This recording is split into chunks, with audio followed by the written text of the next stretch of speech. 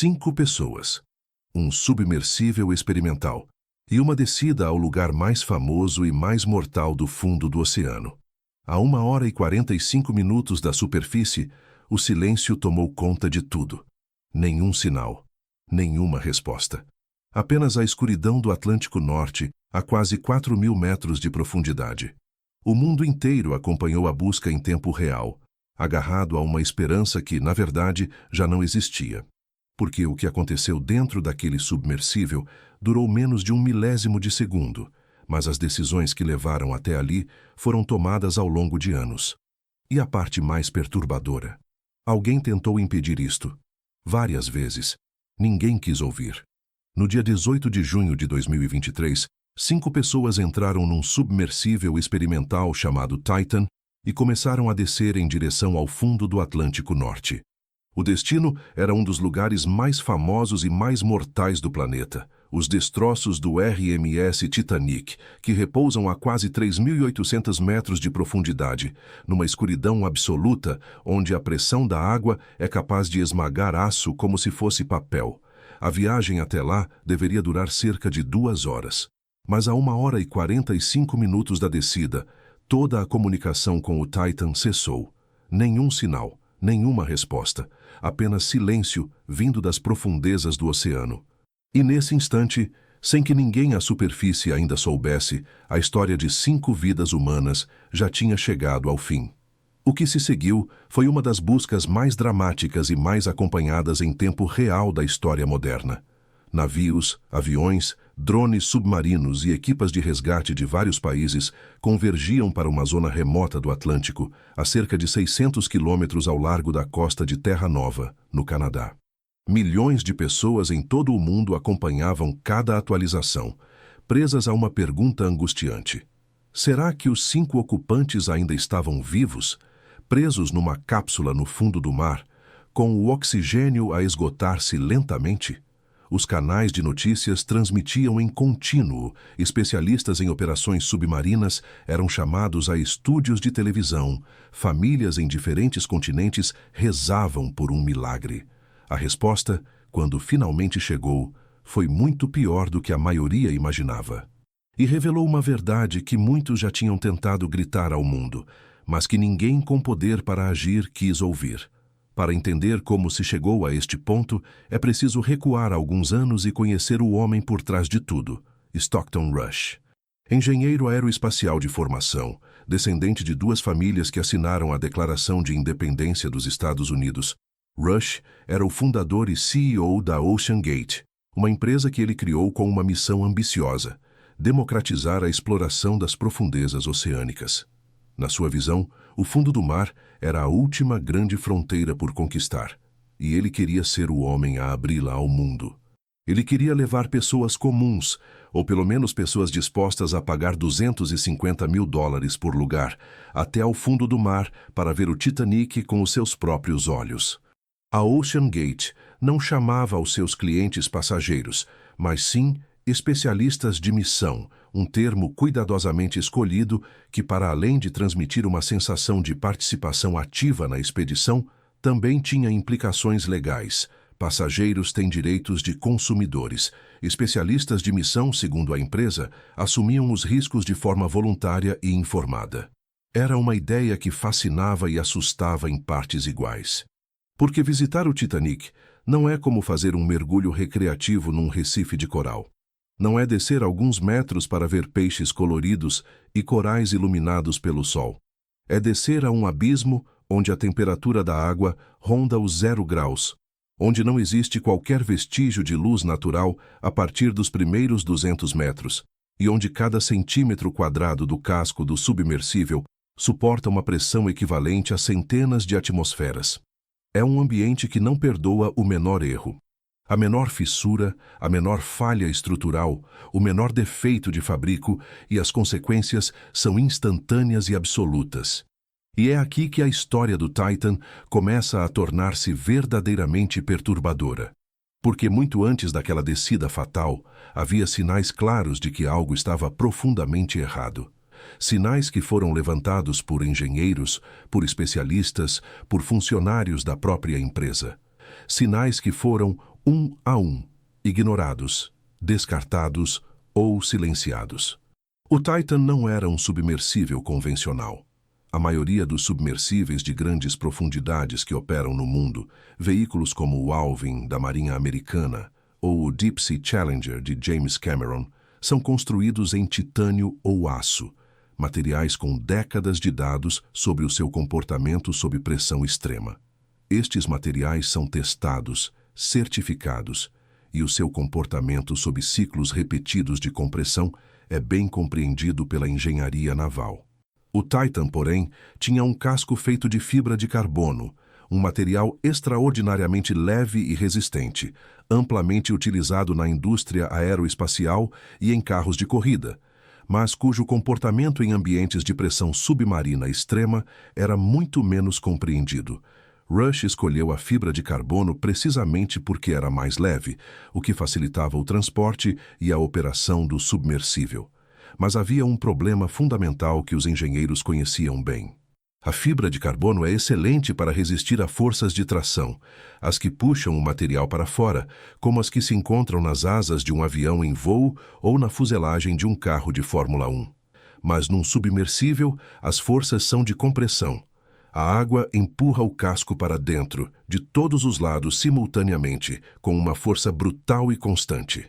E a fibra de carbono, sob compressão repetida, pode sofrer um fenômeno chamado delaminação, onde as camadas do material começam a separar-se microscopicamente, enfraquecendo a estrutura de forma invisível ao olho humano. É um processo silencioso e traiçoeiro. Não há estalidos de aviso, não há deformação visível. As camadas simplesmente vão perdendo coesão, mergulho após mergulho, ciclo após ciclo, até que um dia o material atinge o seu ponto de ruptura. E quando esse ponto chega, não há aviso. Não há segundo ato. Há apenas o colapso. Stockton Rush sabia disto, ou pelo menos deveria saber, porque foi avisado, repetidamente. E é neste ponto que a negligência se torna impossível de ignorar. Em 2018, um grupo de mais de 30 especialistas em engenharia marinha e exploração submarina assinou uma carta aberta dirigida à OceanGate, expressando preocupações graves sobre a segurança do Titan.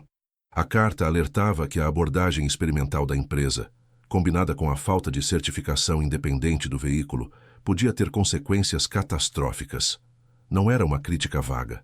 Era um aviso direto, fundamentado, vindo de pessoas que passaram décadas a trabalhar com submersíveis e que compreendiam as leis implacáveis da física nas profundezas. A Marine Technology Society, uma organização respeitada com milhares de membros, juntou a sua voz ao coro de preocupações. A OceanGate respondeu que a certificação independente era desnecessária e que o processo de certificação era lento, burocrático e inibia a inovação. Rush argumentava que as regras existentes tinham sido escritas para tecnologias antigas e que o seu submersível representava um salto geracional que não cabia nos moldes do passado, mas os alertas não vinham apenas de fora. David Lockridge, que foi diretor de operações marinhas da OceanGate, realizou uma inspeção detalhada ao Titan e ficou alarmado com o que encontrou. Ele identificou problemas no sistema de monitorização do casco, o sistema que supostamente deveria detectar sinais precoces de degradação estrutural, e expressou preocupações sérias sobre a integridade do submersível para operações às profundidades pretendidas. Lockridge redigiu um relatório interno detalhando as suas conclusões. A resposta da empresa não foi corrigir os problemas identificados, foi despedir Lockridge. A OceanGate processou-o por violação de acordos de confidencialidade e ele contraprocessou a empresa. O litígio resolveu-se fora dos tribunais com termos que impediram Lockridge de falar publicamente sobre o que tinha visto. Mas a mensagem era clara. Dentro da OceanGate, quem levantava questões de segurança não era tratado como um aliado valioso. Era tratado como um obstáculo. E era Stockton Rush quem definia o tom. Em entrevistas, ele comparava-se a pioneiros da aviação, homens como os irmãos Wright, pessoas que quebraram regras para fazer a humanidade avançar. Ele descrevia a segurança como algo que podia ser levado longe demais, argumentando que uma obsessão com segurança era um obstáculo à inovação e ao progresso. Numa declaração que se tornaria tristemente célebre após a tragédia, Rush disse que a certa altura era preciso aceitar riscos, que a segurança excessiva era um desperdício. Mencionou até que não queria contratar engenheiros submarinos experientes de 50 anos porque, segundo ele, não eram inovadores. Preferia mentes jovens, dispostas a pensar fora dos padrões estabelecidos. Esta filosofia não era apenas retórica. Moldava cada decisão tomada na empresa, desde o design do submersível até a forma como os mergulhos eram conduzidos. Mas havia algo que tornava a situação ainda mais inquietante do ponto de vista técnico. O Titan controlava-se com um comando de videojogo, um gamepad sem fios Logitech, do tipo que se compra numa loja de eletrônica por $30 e que se usa para jogar numa consola de sala. Para um submersível que operava a pressões que esmagam aço, o sistema de controlo era surpreendentemente rudimentar. A janela de visualização era um pequeno ecrã ligado a câmaras externas. O sistema de navegação era básico, e o detalhe mais perturbador de todos: o submersível não tinha mecanismo de resgate independente acessível a partir do exterior. A escotilha do Titan era fechada com 17 parafusos que só podiam ser operados a partir de fora. Uma vez selado por dentro, os ocupantes não tinham forma de sair por conta própria. Dependiam inteiramente de que alguém, à superfície, percebesse que algo estava errado e conseguisse enviar ajuda até uma profundidade onde quase nenhuma operação de resgate é possível. Num submersível certificado, haveria múltiplos sistemas redundantes de emergência. No Titan, a redundância era mínima, e é neste ponto que a história toma o seu rumo mais sombrio. Porque apesar de todos estes sinais de perigo, apesar de todos os alertas, as expedições continuavam. E no verão de 2023, uma nova descida foi organizada. Naquela manhã de junho de 2023, o Titan foi lançado ao mar a partir do navio de apoio Polar Prince, numa zona do Atlântico Norte situada diretamente acima dos destroços do Titanic. O céu estava cinzento, o mar relativamente calmo, condições aceitáveis para a operação. A bordo estavam 5 pessoas: Stockton Rush, o próprio CEO e piloto do submersível, que fazia questão de pilotar pessoalmente as descidas mais importantes; Paul-Henri Nargeolet, um explorador francês de 77 anos, apelidado de Mr. Titanic pela comunidade de exploração submarina, veterano de dezenas de mergulhos aos destroços e uma das pessoas que mais vezes visitou o navio. Ele conhecia cada contorno do casco partido, cada campo de destroços no fundo do mar. Hamish Harding, um empresário e aventureiro britânico de 58 anos, que já tinha voado ao espaço a bordo do Blue Origin e explorado o ponto mais profundo do oceano na Fossa das Marianas. Shahzada Dawood, um empresário paquistanês-britânico de 48 anos, membro de uma das famílias mais ricas do Paquistão. E o seu filho, Suleiman Dawood, de apenas 19 anos, que, segundo relatos posteriores, terá confessado a membros da família estar nervoso com a viagem, mas decidiu ir para agradar ao pai. Tinha acabado de terminar o ensino secundário. Toda a vida estava à sua frente. A descida começou normalmente. O Titan separou-se da plataforma de lançamento e iniciou a sua queda controlada nas águas frias e escuras do Atlântico Norte. Nos primeiros minutos, ainda havia alguma luz. Os tons de azul escureciam progressivamente à medida que o submersível descia, passando do azul cobalto para o azul marinho, depois para o índigo, até que toda a cor desaparecia e dava lugar a uma escuridão total e impenetrável. A luz do sol extingue-se completamente por volta dos 1000 metros de profundidade. A partir daí, o Titan descia num mundo de noite perpétua.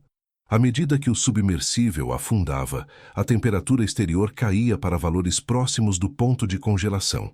A pressão aumentava de forma implacável. A cada 10 metros, mais uma atmosfera de pressão a comprimir o casco. A 300 metros, a pressão era 30 vezes superior à da superfície. A 1000 metros, 100 vezes. A 2000 metros, o dobro disso. Os sons do oceano desapareciam, substituídos pelo silêncio esmagador das profundezas, pontuado apenas pelo ocasional estalido do casco a ajustar-se à pressão crescente. Dentro do Titan, o espaço era minúsculo. Os 5 ocupantes sentavam-se no chão, sem lugares convencionais, numa câmara cilíndrica do tamanho de uma carrinha pequena, com pouco mais de 1,5 metros de diâmetro interno. A única janela era uma pequena vigia hemisférica na frente do submersível. O frio infiltrava-se pelas paredes do casco, tornando o interior desconfortável. Não havia casa de banho. Não havia espaço para se mover livremente. Era um espaço claustrofóbico, desenhado para a função e não para o conforto. Durante a primeira hora e 45 minutos, o Titan manteve comunicação regular com o Polar Prince à superfície.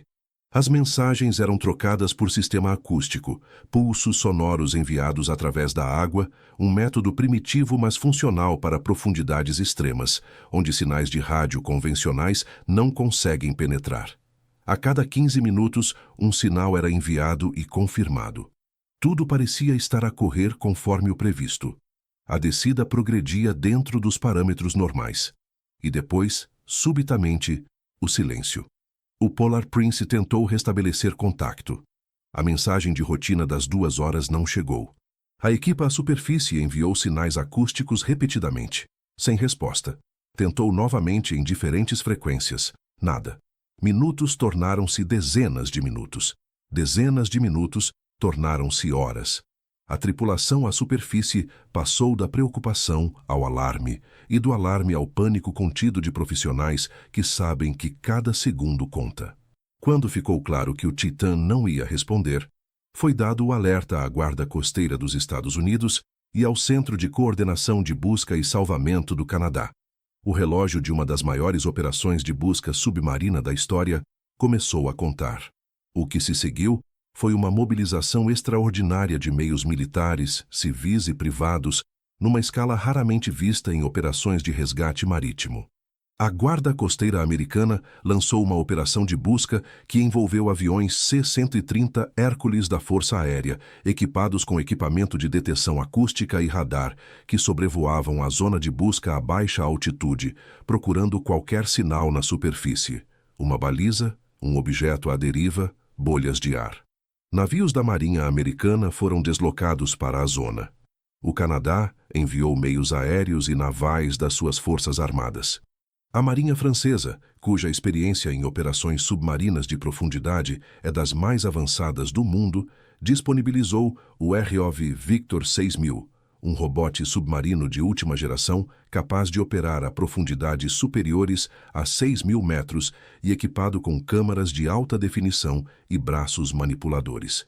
Empresas privadas com equipamento especializado em operações offshore, incluindo veículos operados remotamente usados na indústria do petróleo e gás, juntaram-se ao esforço. Era uma corrida contra o tempo, porque os cálculos da OceanGate indicavam que se o Titan estivesse intacto no fundo do mar com sistemas de suporte de vida funcionais, o oxigênio a bordo duraria aproximadamente 96 horas, 4 dias. Cada hora que passava era 1 hora a menos de ar respirável. O mundo inteiro acompanhou em tempo real. Os canais de notícias interrompiam a programação regular para transmitir atualizações. As redes sociais fervilhavam com teorias, esperanças e medos. Especialistas em operações submarinas, mergulhadores de profundidade e engenheiros navais eram entrevistados sem parar, tentando explicar a um público fascinado e horrorizado o que poderia ter acontecido e quais eram as possibilidades reais de resgate. Tudo girava em torno de uma única pergunta: onde está o Titan e será que os 5 ocupantes ainda estão vivos? Em casas, escritórios e transportes públicos de dezenas de países, pessoas que nunca tinham pensado nas profundezas do oceano, olhavam agora para os seus ecrãs com o coração apertado. E é aqui que a realidade das profundezas oceânicas se torna brutalmente evidente. Porque o local onde o Titanic repousa não é apenas profundo. É um dos ambientes mais inacessíveis e hostis do planeta Terra, mais difícil de alcançar em muitos aspectos do que o espaço exterior. A 3.800 metros de profundidade, a pressão é de aproximadamente 380 atmosferas, ou seja, cada centímetro quadrado de superfície suporta um peso de 380 quilogramas. Para ter uma noção visceral do que isto significa, imagine o peso de um elefante adulto concentrado numa área do tamanho de um selo de correio. Agora imagine essa pressão aplicada uniformemente em cada centímetro do casco de um submersível. A essa profundidade, a escuridão é absoluta. Nem o mais tênue raio de luz solar alcança esse mundo. A temperatura da água ronda os 2 graus Celsius. O fundo é uma planície de sedimentos finos, um deserto silencioso, gelado e esmagador, onde os destroços do Titanic se decompõem lentamente, consumidos por bactérias que se alimentam de ferro, criando formações bizarras chamadas rústicles, estalactites de ferrugem que pendem do casco como lágrimas de um navio morto.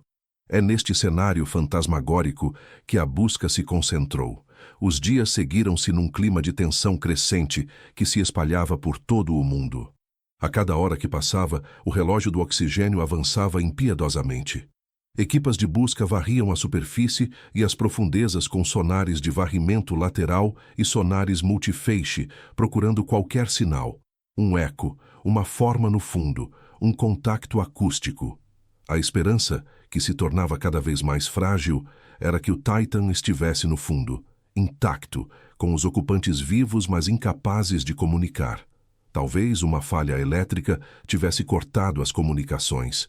Talvez o submersível estivesse a flutuar numa corrente profunda, longe do ponto previsto de descida. Talvez tivesse ficado preso nos destroços do Titanic. Cada cenário era analisado, cada possibilidade era considerada, cada fio de esperança era seguido até ao fim. Mas havia algo que os investigadores já suspeitavam e que o público ainda não sabia. Uma informação que transformava todo o drama da busca numa tragédia já consumada. A Marinha dos Estados Unidos possui uma rede de sensores acústicos subaquáticos chamada SOSUS, Sound Surveillance System, um sistema originalmente desenvolvido no auge da Guerra Fria para detectar submarinos soviéticos no Atlântico e no Pacífico. Estes hidrofones estão fixados no fundo do oceano e são capazes de captar sons a milhares de quilômetros de distância com precisão extraordinária. É um dos sistemas de vigilância mais sensíveis do mundo, capaz de distinguir o som de um submarino nuclear a operar a centenas de metros de profundidade do ruído de fundo do oceano. Pouco depois de o contacto com o Titan ter sido perdido, estes sensores registraram algo. Um som breve, agudo e violento, consistente com o que os especialistas em acústica submarina descrevem como uma assinatura de implosão. O som correspondia ao momento e à localização aproximada onde o Titan deveria estar. A informação foi transmitida às autoridades envolvidas na busca, mas a decisão foi tomada de não a divulgar publicamente de imediato, enquanto a operação de busca prosseguia e enquanto não houvesse confirmação visual dos destroços. Mas o que é exatamente uma implosão a essa profundidade? E por que é tão diferente de tudo o que associamos a desastres marítimos? Uma implosão é o oposto de uma explosão. Numa explosão, a energia projeta-se para fora, expandindo-se em todas as direções. Numa implosão, a energia colapsa para dentro. Quando o casco de um submersível falha estruturalmente a 3.800 metros de profundidade, a água do oceano, sob centenas de atmosferas de pressão, invade o interior num instante que dura milésimos de segundo, um período de tempo tão curto que é mais rápido do que a velocidade a que o sistema nervoso humano transmite sinais de dor. Não há tempo para reagir, não há tempo para sentir medo, não há tempo para compreender o que está a acontecer. A velocidade do colapso é tão grande que a compressão do ar interior gera temperaturas momentâneas que podem exceder 4.000 graus Celsius, temperaturas superiores à superfície do Sol. Tudo no interior, equipamento, materiais, corpos, é destruído instantaneamente, reduzido a fragmentos microscópicos numa fração de segundo. É um fim tão rápido que o cérebro humano não tem capacidade fisiológica de o processar. Os 5 ocupantes do Titan não sofreram, porque literalmente não houve tempo para sofrer. Nenhum impulso nervoso teve tempo de viajar de qualquer parte do corpo até ao cérebro. Foi o fim mais rápido que a física permite. Mas isso não tornava a busca menos urgente aos olhos do público, nem a descoberta menos devastadora quando finalmente foi anunciada. No dia 22 de junho de 2023, 4 dias após o início da descida, um ROV que operava perto do fundo do mar, numa zona a aproximadamente 500 metros da proa do Titanic, encontrou os primeiros destroços. O que as câmeras revelaram espalhado pelo lodo cinzento do fundo oceânico confirmava o pior cenário. O Titan tinha sofrido uma implosão catastrófica. O casco de fibra de carbono, aquele mesmo casco sobre o qual tantos especialistas tinham levantado preocupações durante anos, tinha cedido sob a pressão implacável das profundezas. Os restos incluíam partes do cone de nariz do submersível, feito de titânio, e fragmentos do anel traseiro, também metálico. O casco de fibra de carbono em si estava praticamente desintegrado. Não havia sinais de que o Titan tivesse chegado ao fundo intacto. A implosão terá ocorrido durante a descida, provavelmente quando o submersível se aproximava da profundidade do Titanic, onde a pressão era máxima para o trajeto previsto. Os destroços estavam dispersos numa área relativamente pequena, consistente com uma implosão violenta e súbita, e quando esta notícia se espalhou pelo mundo, a raiva começou a misturar-se com a tristeza. Uma raiva profunda, quase visceral, que crescia à medida que mais detalhes vinham a público. Porque agora todas aquelas advertências ignoradas, todos aqueles alertas descartados, todas aquelas decisões de cortar custos e ignorar certificações, tudo se cristalizava numa conclusão terrível e inevitável. Isto não precisava de ter acontecido. A tragédia do Titan não foi um acidente imprevisível, um ato de Deus ou uma fatalidade da natureza que ninguém podia ter antecipado. Foi o resultado previsível, previsto, aliás, por dezenas de pessoas, de uma série de decisões tomadas por um homem que acreditava saber mais do que os especialistas, mais do que os engenheiros, mais do que as décadas de experiência acumulada na engenharia submarina. Um homem que via a prudência como fraqueza e a cautela como cobardia. Stockton Rush construiu um submersível com um material não comprovado para aquelas condições extremas. Recusou a certificação independente. Ignorou os avisos dos seus próprios funcionários. Descartou as preocupações de dezenas de especialistas. Despediu o homem que identificou problemas estruturais e depois entrou no submersível e levou consigo 4 pessoas, incluindo um rapaz de 19 anos, que, segundo a sua própria família, não queria verdadeiramente estar ali. Mas a tragédia do Titan levanta questões que vão muito além de uma empresa e de um CEO. Ela expõe uma lacuna regulatória profunda e perturbadora na exploração submarina comercial. Ao contrário da aviação, onde cada avião é certificado, inspecionado e regulamentado por autoridades independentes antes de transportar um único passageiro, a exploração submarina privada opera numa zona cinzenta legal que pouca gente conhecia antes desta tragédia. O Titan navegava em águas internacionais, fora da jurisdição direta de qualquer país. Não havia nenhuma entidade reguladora que pudesse impedir a OceanGate de operar. Não havia nenhum mecanismo obrigatório de certificação para submersíveis turísticos. A empresa podia, literalmente, construir o que quisesse, com os materiais que quisesse, e levar quem quisesse ao fundo do mar, desde que os clientes assinassem um termo de consentimento informado. Esta falta de regulamentação não era acidental, era intencional. Rush argumentava abertamente que a regulamentação asfixiava a inovação. Ele queria operar fora do sistema, livre das restrições que, na sua opinião, impediam o progresso. E durante anos conseguiu fazê-lo. Expedições anteriores ao Titanic tinham decorrido sem incidentes graves, embora tenham ocorrido falhas técnicas preocupantes que foram minimizadas, o que reforçava a sua confiança e a sua narrativa de que os críticos estavam errados e que ele estava certo. Mas o oceano não perdoa a complacência. E a cada mergulho, a cada ciclo de pressurização e despressurização, o casco de fibra de carbono do Titan podia estar a degradar-se silenciosamente, acumulando microfissuras invisíveis que se aproximavam inexoravelmente do ponto de ruptura. Sem testes destrutivos, que exigiriam sacrificar um casco inteiro para análise laboratorial, não havia forma fiável de saber o estado real do material após múltiplos mergulhos. Era como voar num avião cujas asas nunca tinham sido inspecionadas por raios-x, confiando cegamente que aguentariam mais um voo, e mais outro, até ao dia em que já não aguentam. A investigação que se seguiu à tragédia envolveu múltiplas entidades e promete prolongar-se por anos. A Guarda Costeira dos Estados Unidos abriu uma investigação formal de grande escala com audiências públicas televisionadas. O National Transportation Safety Board iniciou o seu próprio inquérito. A comunidade internacional de exploração submarina reagiu com uma mistura de pesar e indignação. Veteranos do mundo submarino, incluindo exploradores que tinham recusado convites para viajar no Titan, precisamente por questões de segurança, falaram publicamente sobre os riscos que tinham identificado anos antes. James Cameron, o realizador de Titanic, e ele próprio um dos exploradores de profundidade mais experientes do mundo, com dezenas de mergulhos a grandes profundidades no seu currículo, declarou que os paralelos entre o Titan e o Titanic eram impressionantes e trágicos. Ambos foram vítimas de um excesso de confiança e de uma subestimação fatal dos perigos do oceano.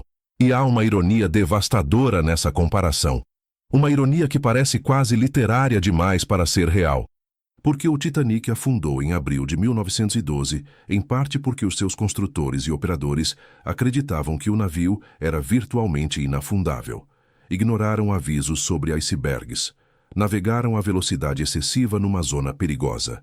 Não levavam botes salva-vidas suficientes, porque acreditavam que não seriam necessários. Mais de um século depois, um submersível construído para visitar os seus destroços sofreu o mesmo destino, destruído pela mesma arrogância humana perante o poder do oceano. A mesma convicção de que a tecnologia e a audácia podiam vencer as leis da natureza. Hoje, os destroços do Titan repousam perto dos destroços do Titanic, no fundo do Atlântico Norte. Dois naufrágios separados por mais de 110 anos, unidos pela mesma lição trágica que a humanidade parece condenada a reaprender em cada geração. O Oceano Profundo permanece como um dos últimos grandes desafios da exploração humana. Um lugar de beleza terrível e de perigo absoluto, onde as leis da física são implacáveis e onde a margem para o erro é zero. Para Paul-Henri Nargeolet, que dedicou décadas da sua vida a explorar o Titanic e que conhecia aquelas profundezas melhor do que quase qualquer ser humano vivo, o mar era ao mesmo tempo o seu trabalho e a sua paixão. Ele fez a sua última viagem ao navio que definiu a sua carreira. Para Hamish Harding, era mais uma fronteira num percurso de vida dedicado a explorar os limites do possível, do espaço ao fundo do mar. Para Shahzada e Suleiman Dawood, pai e filho, era uma aventura que deveria ter sido o momento de uma vida, um vínculo entre gerações selado pela maravilha da descoberta.